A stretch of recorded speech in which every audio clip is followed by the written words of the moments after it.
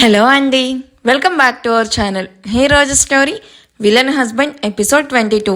ఇక స్టోరీలోకి వెళ్తే, తన రూమ్కి ఫ్రెష్ అవ్వడానికి వెళ్తున్న రుద్రాంశ్కి రుద్ర అన్న మిడిల్ ఏజ్ వాయిస్ వినిపించగానే స్టెప్స్ ఎక్కుతూ ఉన్న రుద్రాంశ్ వెనక్కి తిరిగి తన వైపు వస్తూ ఉన్న తన మదర్ని చూసి నవ్వుతూ హాయ్ మామ్ అంటూ వెళ్ళి అపర్ణను సైడ్ హక్ చేసుకుంటూ తన తల్లితో పాటు సోఫాలో సెటిల్ అవుతాడు.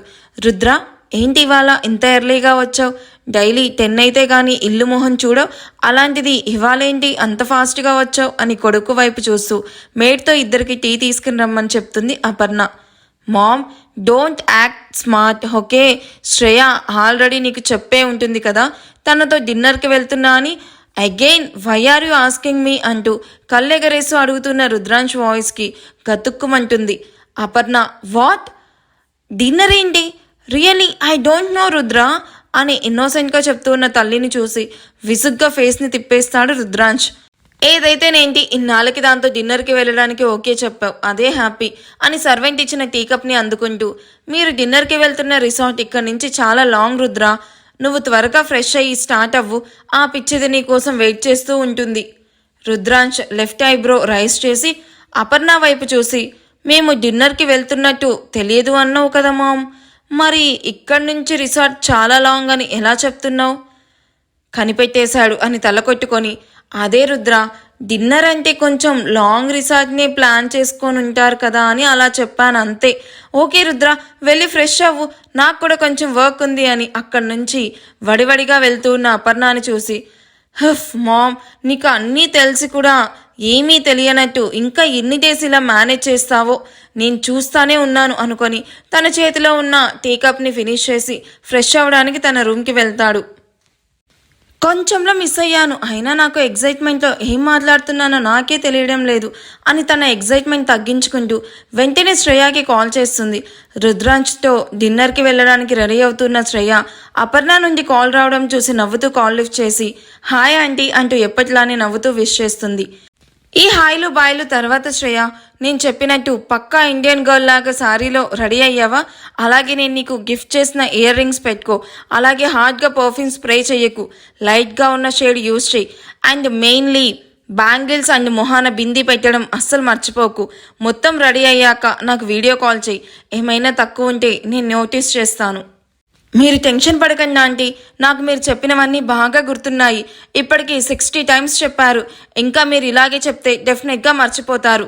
ఇప్పుడే సారీ డ్రైపింగ్ ఫినిష్ అయింది, ఇంకో హాఫ్ అన్ అవర్లో టోటల్గా రెడీ అయ్యి నేను మీకు కాల్ చేస్తాను, ఓకే? రుద్ర వచ్చాడా ఆంటీ? నేను ఇందాక కాల్ చేస్తే స్టార్ట్ అవుతున్నా, ఫ్రెష్ అయ్యి వస్తాను అని చెప్పాడు.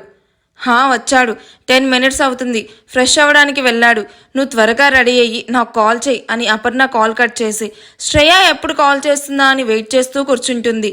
హాఫ్ అన్ అవర్కి ఇంకో 10 మినిట్స్ యాడ్ చేసి 40 మినిట్స్ తర్వాత శ్రేయ నుండి కాల్ రాగానే ఫస్ట్ రింగ్కి కాల్ లిఫ్ట్ చేసి శ్రేయాని చూసి స్టన్ అవుతుంది Aparna. Black colour silk cocktail party wear శారీలో తను గిఫ్ట్ చేసిన ఇయర్ రింగ్స్, మెడలో సింపుల్ జ్యువెలరీ, చేతులకి బ్యాంగిల్స్, నుదిటిన బ్లాక్ కలర్ బిందీతో హెయిర్ లీవ్ చేసుకొని ట్రెడిషనల్ గర్ల్ లాగా కనిపిస్తున్న శ్రేయాని చూసి అపర్ణ చాలా హ్యాపీగా ఫీల్ అవుతూ, టూ బ్యూటిఫుల్ శ్రేయ, రుద్ర నిన్ను ఇలా చూస్తే డెఫినెట్గా ఇంప్రెస్ అవుతాడు. శ్రేయ నవ్వుతూ అపర్ణ వైపు చూసి థ్యాంక్ యూ ఆంటీ అని తన రూపాన్ని అద్దంలో చూసుకుంటూ సారీను సరిచేసుకుంటూ కాస్త లిప్స్టిక్ రాసుకుంటూ ఉంటుంది. ఇప్పుడే చెప్తున్నాను, ఎప్పటిలాగే నీ కొడుకు ఎరగెన్స్ చూసి భయం వేసి చెప్పలేకపోయాను ఆంటీ అని రొటీన్ డైలాగ్ చెప్పకుండా నీ మనసులో ఏముందో రుద్రాకి భయపడకుండా ఎక్స్ప్రెస్ చెయ్యి. వాడు ఇంకా నిన్ను ఫ్రెండ్ లానే చూస్తున్నాడు, ఆ ఫీలింగ్ని తీసేసి నిన్ను రుద్ర గర్ల్ ఫ్రెండ్ లాగా చూసేలా నువ్వే చెయ్యాలి. అదే నాకు కొంచెం టెన్షన్గా ఉందా ఆంటీ, రుద్ర దీనికి ఎలా ఫీల్ అవుతాడో ఏంటో అని ఇక్కడ నాకు టెన్షన్ మామూలుగా లేదు. బట్ ఏదైతే అది అయింది, నేను లవ్ చేస్తున్నట్టు రుద్రకి చెప్పేస్తాను. నాకు రుద్ర నుండి వచ్చే ఏ ఎమోషన్ అయినా ఇష్టమే, అది ప్రేమైనా సరే కోపమైనా సరే అని నవ్వుతూ చెప్పి ఓకే ఆంటీ నేను స్టార్ట్ అవుతాను, గెట్టింగ్ లేట్ అని చెప్పి కాల్ కట్ చేయబోతున్న శ్రేయాకి బెస్ట్ ఆఫ్ లక్ చెప్పి అపర్ణ కూడా కాల్ కట్ చేసి రుద్ర ఎలా రియాక్ట్ అవుతాడో తెలుసు కాబట్టి అలా అవ్వకుండా చూడు స్వామి అని అనుకుంటూ ఉంటుంది. బిల్గేట్స్తో మీటింగ్ ఫినిష్ చేసుకుని తన క్యాబిన్కి వచ్చి తన చైర్లో కూర్చొని ల్యాప్టాప్ ఓపెన్ చేసి వర్క్ చేస్తూ ఉన్న అతనికి తన టేబుల్ మీద ఉన్న మొబైల్ రింగ్ అవ్వడంతో స్క్రీన్ మీద కనిపిస్తున్న నేమ్ చూసి వెంటనే కాల్ లిఫ్ట్ చేస్తాడు. Good morning sir, I'm sorry to bother you, బిజీగా ఉన్నారా అని పొలైట్గా వినిపిస్తున్న వాయిస్కి it's okay Nitish, tell me anything important అంటూ స్ట్రైట్గా పాయింట్కి వచ్చేస్తాడు అతను. ఎస్ సార్, ఆద్య మేడంని 24/7 వాచ్ చేయమని చెప్పారు కదా.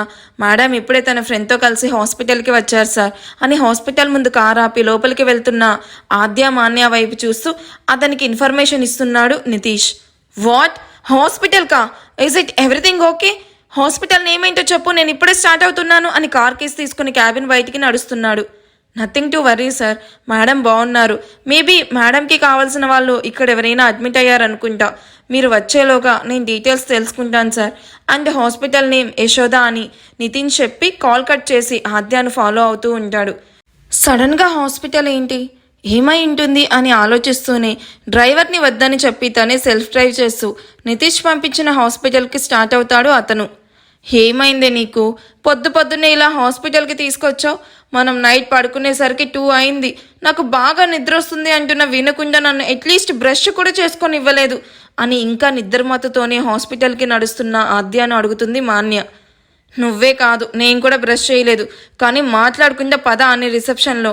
ఎక్స్క్యూజ్ మీ, నైట్ మీ హాస్పిటల్లో లాస్య అని సూసైడ్ చేసుకున్న అమ్మాయిని అడ్మిట్ చేశారు కదా, తను ఏ రూమ్లో ఉందో కాస్త చెప్పగలరా అని రిసెప్షనిస్ట్ని అడుగుతున్న ఆద్యాను చూసి మాన్యకి దెబ్బకి నిద్రమత్తు వదులుతుంది.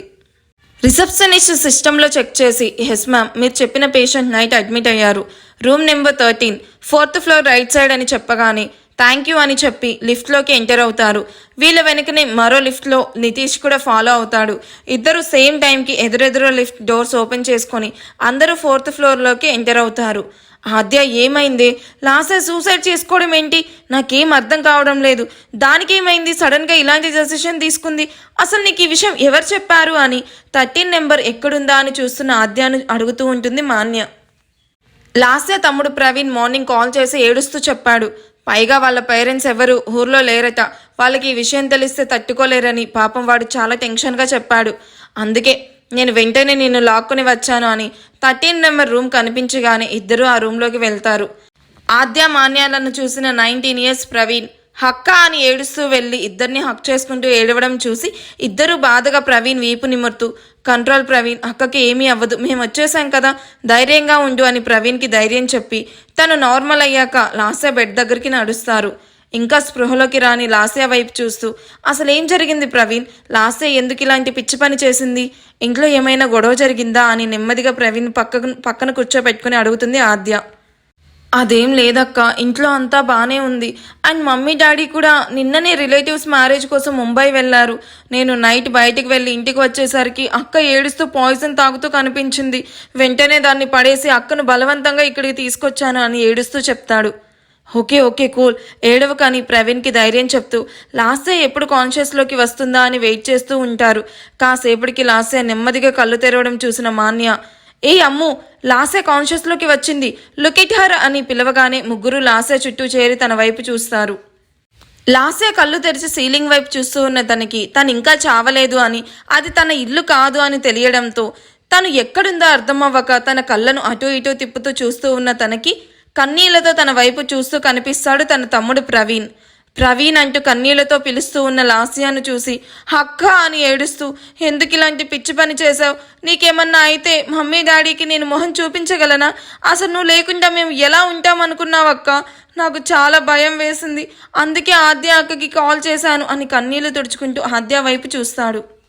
లాస్య నీళ్లు నిండిన కళ్ళతో ఆద్య వైపు చూస్తూ ఉంటే ఆద్య అక్కడే టేబుల్ మీద ఉన్న జ్యూస్ టీని తీసుకుని గ్లాస్లోకి జ్యూస్ వంపాక లాస్య వద్దు అంటున్న బలవంతంగా తాగించి లాస్య కాస్త కుదుటపడ్డాక ఇప్పుడు ఎలా ఉంది లాస్య అంటూ తన పక్కనే చైర్లో కూర్చుంటూ అడుగుతుంది. థ్యాంక్ యూ ఫర్ కమింగ్ ఆద్య, నేను బానే అన్న వర్డ్ కంప్లీట్ అవ్వకముందే ఆద్య కొట్టిన దెబ్బ ఆ రూమ్ మొత్తం రీసౌండ్ వస్తూ ఉంటుంది. అది చూసిన మాన్య ప్రవీణ్తో పాటు బయట నుంచి జరిగేది చూస్తూ ఉన్న నితీష్ అప్పుడే అక్కడికి వచ్చి నిల్చుకొని చూస్తున్న అతను కూడా చూసి షాక్ అవుతాడు. ఆద్య ఏం చేస్తున్నావు అంటూ మళ్ళీ కొట్టబోతున్న ఆద్యను కష్టంగా ఆపుతూ తనని వెనక్కి లాగుతుంది మాన్య. వదలవే నన్ను, కొంచెం కూడా సెన్స్ లేకుండా ఇది ఎలాంటి పని చేసిందో చూడు, ప్రవీణ్ని చూడవే, పాపం ఎంత భయపడుంటాడో, చిన్న పిల్లాడేవాడు, రాత్రంతా లాస్య గురించి ఎంత టెన్షన్ పడుంటాడు, అయినా నీకు చచ్చేంత ప్రాబ్లమ్స్ ఏమున్నాయని సూసైడ్ చేసుకోవాలనుకున్నావు లాస్య, ప్రతి విషయం మా ఇద్దరితో షేర్ చేసుకునే నువ్వు సూసైడ్ చేసుకోవాలి అనుకునే అంత కష్టం వస్తే మాతో ఒక్క మాట కూడా చెప్పాలనిపించలేదా నీకు అంటూ కోపంగా అరుస్తూ ఉంటే లాస్య ఒక్క మాట కూడా మాట్లాడకుండా ఏడుస్తూ ఉంటుంది. లాస్యాని చూడ్డానికి వచ్చిన డాక్టర్ లాస్యాని చూసి, హో గాడ్, చూడండి మిస్, మీరు చాలా వీక్గా ఉన్నారు, ఇలా ఏడవకూడదు, అండ్ మీరు 4th మంత్ ప్రెగ్నెంట్ కూడా, సో ఎక్కువ స్ట్రెస్ తీసుకోకూడదు, జస్ట్ రిలాక్స్ అని చెప్తున్న డాక్టర్ మాటలకి ప్రెగ్నెంట్ ఏంటి అని ముగ్గురు షాక్ అవుతూ డాక్టర్ వైపు చూస్తారు. ప్రెగ్నెంట్ ఏంటి అంటారేంటి మేడం, షీఈస్ ప్రెగ్నెంట్, తనకి ఇప్పుడు 4th మంత్ రన్నింగ్ అని ఆన్సర్ ఇస్తున్న డాక్టర్ని చూసి ప్రవీణ్ షాక్తో చైర్లో కూర్చుంటే మాన్య ఆద్య ఒకరికి ఒకరు చూసుకుంటూ లాస్య వైపు చూస్తారు. వాళ్ళని ఫేస్ చేసే ధైర్యం లేక లాస్య తల వంచుకొని మౌనంగా ఏడుస్తూ ఉంటుంది. అది చూసిన ఆద్య, తప్పు చేస్తున్నప్పుడు తల వంచుకోవాలి కానీ తప్పు చేశాక కాదు, మా వైపు చూడ్డానికి కూడా నీకు ధైర్యం సరిపోవడం లేదు అంటే అది తప్పు అని ఇప్పుడు రియలైజ్ అయ్యావన్నమాట. చెప్పు లాస్య, నిన్ను ఈ సిచ్యువేషన్లో వదిలేసిన వాడి పేరేంటి? లాస్య కన్నీళ్లు తుడుచుకుంటూ, ఐఎమ్ సారీ ఆద్య, నీకు మ్యారేజ్ అండ్ లవ్ అంటే నచ్చదు కదా, నా లవ్ మ్యాటర్ తెలిస్తే ఎక్కడ ఇంట్లో చెప్తావో అని భయం వేసింది, మాన్యాకి చెప్దామనుకున్నా, మీ ఇద్దరి మధ్య సీక్రెట్స్ ఉండవు కదా, అందుకే మీ ఇద్దరికీ చెప్పలేదు. దాని గురించి మళ్ళీ మాట్లాడుకుందాం కానీ ముందు ఆ కుత్తేగాడు ఎవడో చెప్పు, వాడి పేరేంటి అండ్ వాడు ఏం చేస్తుంటాడు, మీ ఇద్దరికి ఎలా పరిచయం అయింది? లాస్య ఏడుస్తూ, తను జైదీర్ అంటూ ఉండగానే వాట్ అంటూ మాన్య ఆద్య షాక్తో గట్టిగా అరుస్తారు. ఈ ఎపిసోడ్ ఎలా అనిపించిందో కామెంట్ చేయండి. Thank you for watching. Bye.